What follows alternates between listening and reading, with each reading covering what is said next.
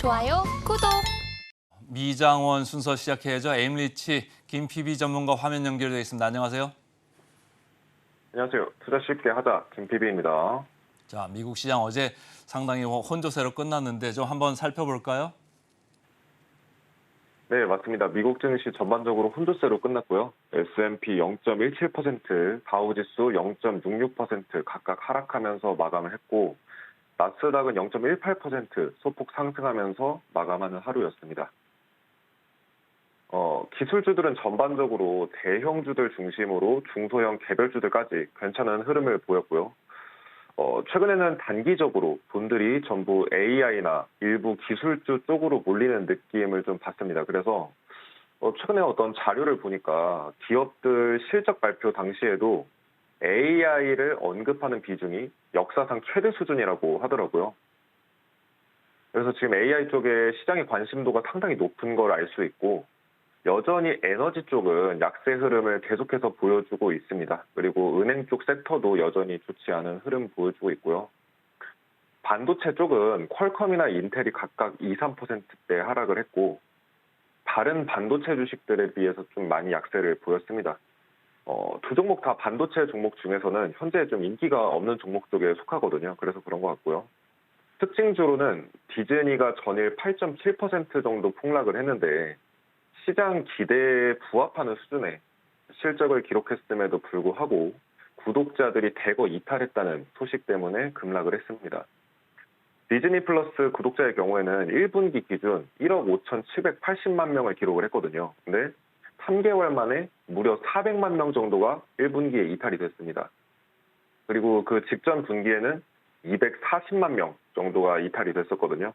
그래서 갈수록 이탈자가 더 많이 생기고 있어서 좀 이제 시장에 우려감이 좀 있는 것 같고요.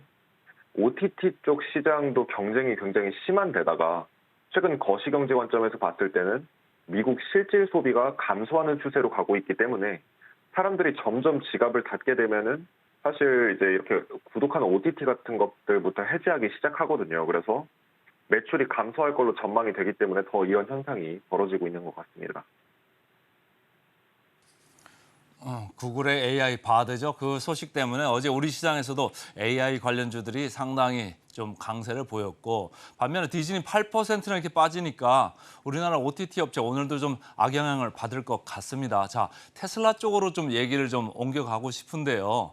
보니까 앨런 머스크가 이제 사임하겠다 이런 얘기가 나오면서 오히려 주가가 2% 넘게 올랐습니다. 어떻습니까, 지금? 네, 테슬라는 일론 머스크가 트위터에서 물러난다는 소식이 좀 들려지면서 반등을 한 것으로 보이고요. 이제 저 같은 경우도 암호화폐 쪽에 이제 좀 열심히 이제 분석을 하고 있다 보니, 일론 머스크가 트윗한 내용들을 지금까지 많이 봐왔습니다. 근데, 소위 말해서 어그로 끈다, 이렇게 우리가 이제 젊은 분들이 표현을 하죠. 근데 트위터에서 하도 이상한 얘기들을 많이 했습니다. 그래서 사람들이 일론 머스크가 트위터에서 하는 얘기들을 바탕으로 투자에 참고를 해서 뭐 도지코인이나 시바이누가 급등하기도 하고 여타 다른 종목들이 크게 영향을 받았었는데, 이런 것들이 이제 투자자들한테는 좀 부정적으로 비춰지는 경향이 갈수록 커졌습니다. 그래서 트위터 사임한다는 소식 때문에 좀 이제 사람들이 안도감이 좀 느껴져서 좀 오히려 상승한 게 아닌가 이렇게 좀 보고 있습니다.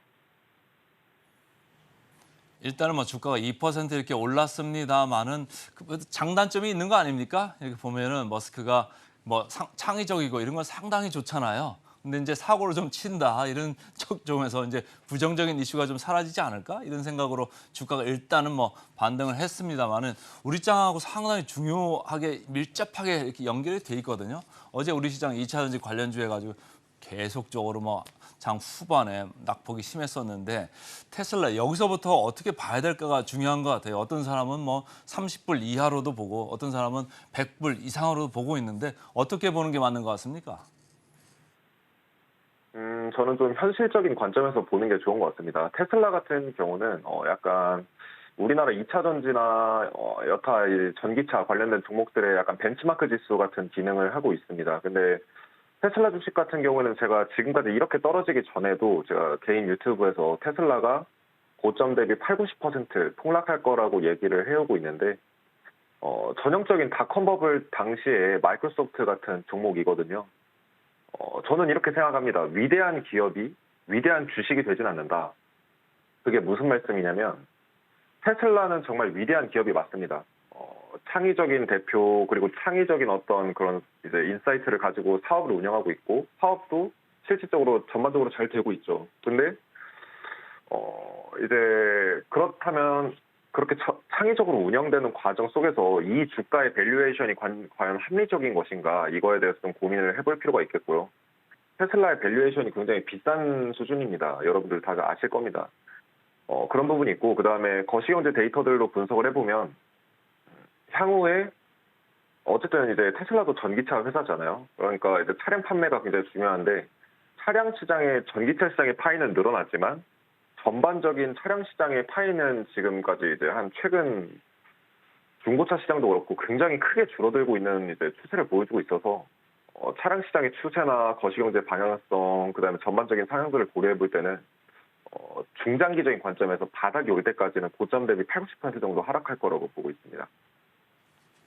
네, 계속적으로 좀 안 좋게 이제 보시는 거고. 자, 어제 디즈니가 8%나 빠졌습니다만은 소프트뱅크 관련돼서도 좀 무슨 안 좋은 소식들이 좀 계속 있죠? 네, 맞습니다. 그 소프트뱅크가 최근에 엄청난 손실을 기록을 해가지고 2년 연속 적자를 발표를 했습니다. 이게 이제 닷컴 버블 이후로 이제 최대 수준이라고 얘기를 합니다.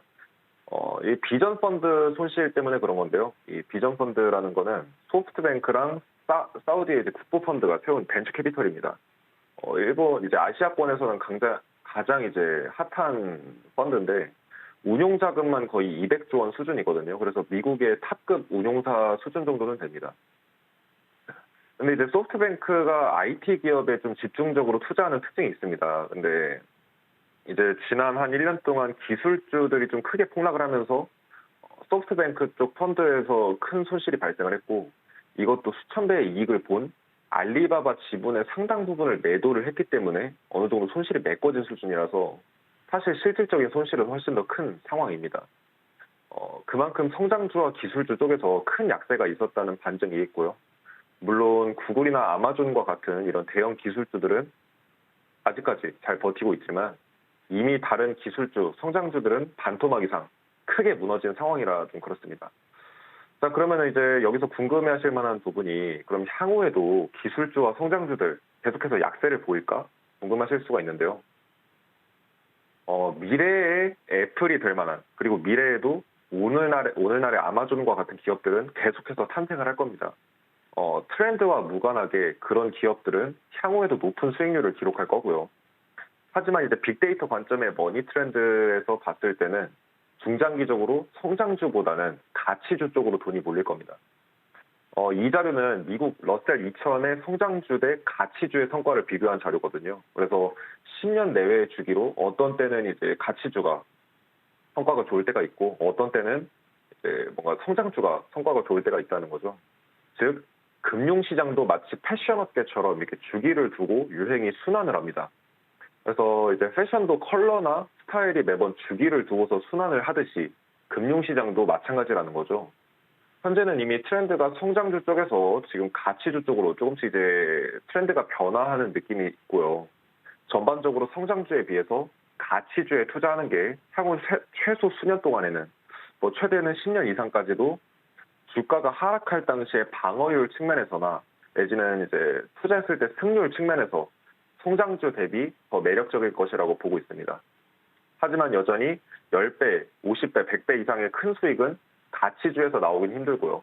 성장주에서 계속해서 나오겠지만 단지 유행과 트렌드가 어디로 향하는지를 확실히 좀 알려줄 수 있는 자료라서 좀 참고를 해보시면 좋고 아무래도 트렌드를 따라가면 수익을 내기가 좀 더 수월을 하겠죠. 자, 그리고 이 자료도 좀 보여드리겠습니다. 간단하게 말씀드리면 그 1억 명의 사용자를 모으는데 걸린 시간입니다. 제가 어젠가 엊그제도 라이브 해드렸는데 챗 GPT는 단 2개월 만에 1억 명의 사용자를 모았지만 인스타그램은 30개월, 뭐 넷플릭스는 120개월 이렇게 좀 오랜 시간 수년에 걸려서 1억의 이제 사용자를 확보를 했는데 챗 GPT는 단 2달이 걸렸죠. 결국 현대 사회에서는 누가 더 많은 사용자를 모으느냐, 내 플랫폼에 끌어모으냐가 사업의 성공 관건인데 이제 AI 산업도 이제 전반적으로 사용자들이 많이 몰리고 있는 것을 보면 갑자기 조그마한 스타트업이 공룡 기업으로 조 단위의 어떤 그런 기업 가치를 보이는 유니콘 기업으로 성장할 수 있는 이런 강력한 성장 모멘텀을 갖고 있다고 봅니다. 그래서 100배 이상 상승할 수 있는 이런 피터 린치가 좋아하는 그런 종목들이 AI 쪽에서 계속해서 탄생할 것으로 보이고 있습니다. 그래서 AI 쪽에서 또 많은 이제 상승세가 나오지 않나 이렇게 좀 보고 있습니다. 앞서서 가치주, 성장주 얘기하시다가 또 AI로 넘어가니까 성장주를 사라는 건지 어떻게든지 지금 헷갈리는데요. 어쨌든 곡석을 가려서 좀 성장할 기업에 좀 집중적으로 좀 들여다보자 이렇게 이제 말씀을 하시는 것 같고요. 자, 코인 시장으로 좀 가볼까요? 네, 그 암호화폐 시장은 전반적으로 24시간 동안 약세를 보이고 있고요. 비트코인이 1.8%, 이더리움이 2.2% 하락을 했고, 나머지 알트코인도 대부분 2, 3% 정도 수준의 하락을 보이고 있습니다. 일주일간으로 보면 비트코인이 6.6%, 그 외에 알트코인이 4%에서 14% 정도 수준으로 일주일 동안 하락하면서 고점에서 하락하고 있는 모습을 보이고 있거든요. 근데 현재 비트코인은 27K 정도 수준인데 차트를 보면 쐐기형의 헤드앤숄더 패턴을 보여주고 있습니다. 그래서 약세로 전환될 것이다, 하락 전환을 계속해서 시도할 것이다 이런 신호를 보내고 있고요. 이 수준에서 한 번 더 강하게 가격이 흐르게 되면 하락 방향으로 전환될 가능성이 아주 높아진다고 봐야겠습니다. 그리고 최근 비트코인 거래소의 보유 물량이 5년 만에 최저 수준으로 하락했다라는 소식이 들려지면서 이제 사람들이 좀 이제 주목을 하고 있는데, 쉽게 말해서 사람들이 거래소에서 돈을 빼고 있다라는 거죠. 비트코인이나 이더리움 같은 것들을. 근데 이게 왜 그러냐면 FTX 사건 터지면서 이게 튼튼한 거래소도 망할 수 있구나 이런 이제 불안감, 그리고 이제 스스로 암호화폐를 관리하고 싶어하는 이런 수요들 때문에 자기들의 개인 지갑이나 콜드 월렛에서 이제 빼서 쓰는 것으로 보여지고 있고요. 전반적으로 암호화폐 거래소에서 비트코인의 양이 줄어드는 건 좀 매도가 나올 물량이 줄어드는 거기 때문에 호재라고 보통은 봅니다. 하지만 그만큼 사람들의 거래소에 대한 불신과 우려감이 굉장히 좀 큰 것 같거든요. 또 이제 알트 시즌 인덱스를 보면 비트코인에 몰린 돈이 과할 정도로 많아지기 시작했습니다. 그래서 이 추세가 유지되는 상태로 암호화폐 시장이 하락할 경우에는 알트코인 쪽에서 더 큰 폭락이 나올 수 있기 때문에 이 부분 주의하시는 게 좋겠고요. 시장이 상승세가 나오는데 비트코인 도미넌스가 빠지고 알트코인 도미넌스가 높아지면서 자금이 알트 쪽으로 흘러가게 되면 그간 오르지 못했던 알트코인들이 랠리를 보일 거다 이렇게 좀 보고 있습니다. 좋아요, 구독!